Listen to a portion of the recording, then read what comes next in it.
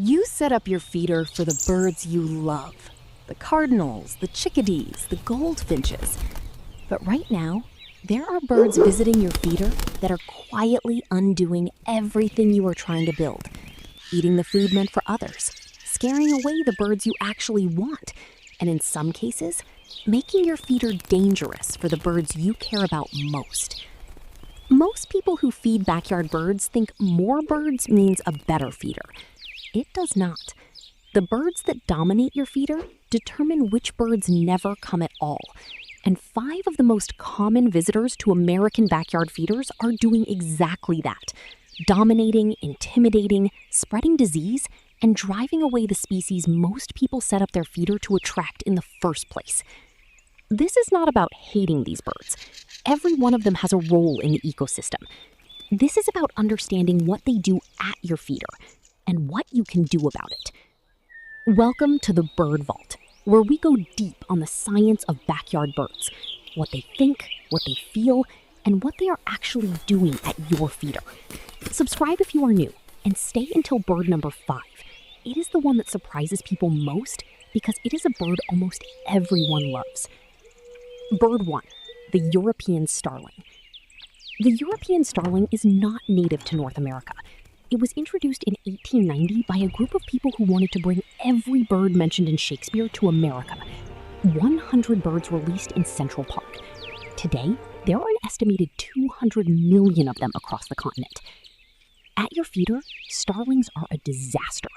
They arrive in flocks, large ones. A single flock of starlings can empty a suet feeder in minutes. They are aggressive, loud, and completely dominant over almost every native species you actually want at your feeder.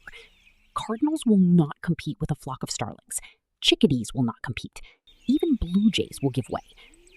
They also carry and spread diseases, including salmonella and avian pox, depositing bacteria through their droppings directly onto the feeding surfaces where your other birds eat. The solution is feeder design, not warfare. Starlings cannot cling upside down. A suet feeder with the suet accessible only from below, requiring the bird to hang upside down to reach it, will exclude starlings almost completely, while remaining accessible to woodpeckers, nuthatches, and chickadees who feed naturally in that position. Caged feeders, with an outer cage that allows small birds through but blocks larger birds, work for seed feeders. Starlings are large enough to be excluded. Most of the birds you want are not. Bird 2, the house sparrow. The house sparrow is also not native to North America. Introduced in Brooklyn in 1851, it spread across the continent within 50 years and now numbers around 540 million birds worldwide. It is one of the most abundant birds on Earth.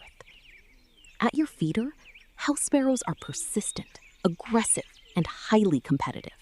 They dominate feeders in large numbers. They preferentially target the same seeds, milo, millet, mixed seed, that fill most cheap birdseed bags, which means the more cheap mixed seed you put out, the more house sparrows you attract, and the more you crowd out the species you want. But the feeder competition is almost secondary to their behavior around nest boxes. House sparrows are cavity nesters. They aggressively target bluebird boxes, tree swallow boxes, and any other nest structure in your yard, evicting native birds, destroying their eggs, and taking over the cavity for themselves. If you have nest boxes in your yard, monitor them actively. House sparrow nests should be removed immediately. This is one of the most impactful things a backyard birder can do for native bird populations. The seed solution is simple. Stop buying cheap mixed seed. Switch to black oil sunflower seed and safflower. House sparrows strongly prefer millet and milo. Safflower in particular is avoided by house sparrows, while being actively preferred by cardinals.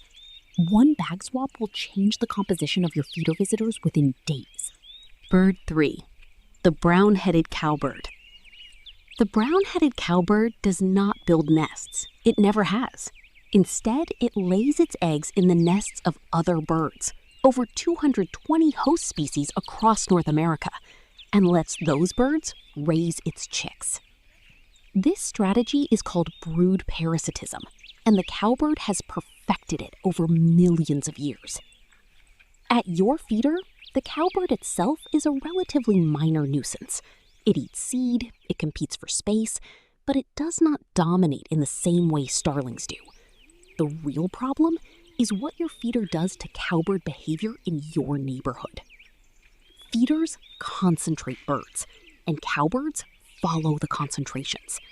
By maintaining a feeder, especially one that attracts a wide variety of species, you are inadvertently running a surveillance service for the cowbird. It watches your feeder. It identifies which species are nesting in your neighborhood, and it parasitizes those nests. Research has shown that cowbird activity is significantly higher in areas with dense feeder concentrations. Your feeder is not causing cowbird parasitism on its own, but it is part of a network that makes it easier. The mitigation is simple. Keep your feeder clean and tidy. Remove spillage from the ground immediately. Ground feeding spillage is what cowbirds most prefer. They are ground foragers by nature. A tidy feeder with no ground accumulation dramatically reduces cowbird use of your yard as a surveillance and foraging hub. Bird 4. The common grackle. Grackles are large, iridescent, intelligent birds. They are also feeder dominators that most backyard birders find genuinely frustrating. A common grackle at your feeder is not simply eating. It is establishing control. Grackles use a behavior called gaping, inserting their beak into seed and forcing it open to access and damage seeds in ways that make them unusable by smaller birds. They scatter enormous amounts of seed onto the ground. They mob feeders in groups that physically prevent smaller birds from landing. In late summer and autumn, grackles form enormous mixed flocks with red-winged blackbirds and cowbirds, sometimes numbering in the thousands, that can descend on a backyard feeder and strip it completely in a single visit.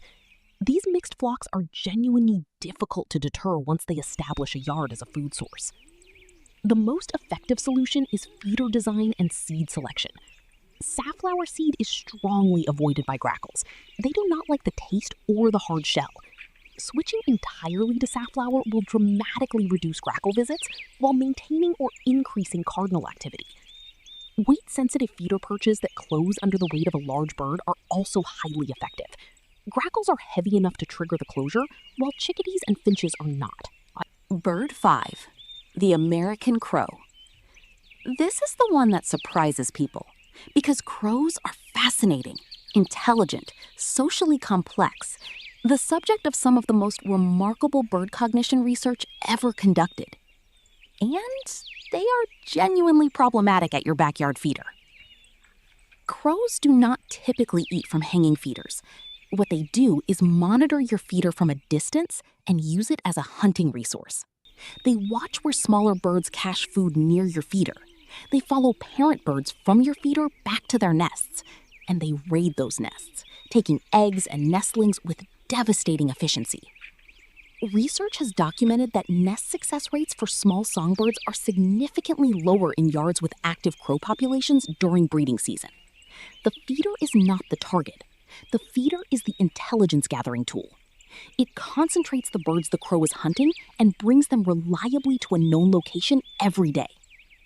This does not mean you should despise crows. They are extraordinary animals. But understanding what your feeder means to them and what it costs the smaller birds you are trying to attract changes how you manage your yard during nesting season.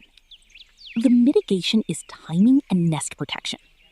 During peak nesting season, April through July, consider reducing or suspending ground feeding, which attracts crow attention most strongly. Dense native planting that provides nesting cover invisible from above dramatically reduces crow nest predation success.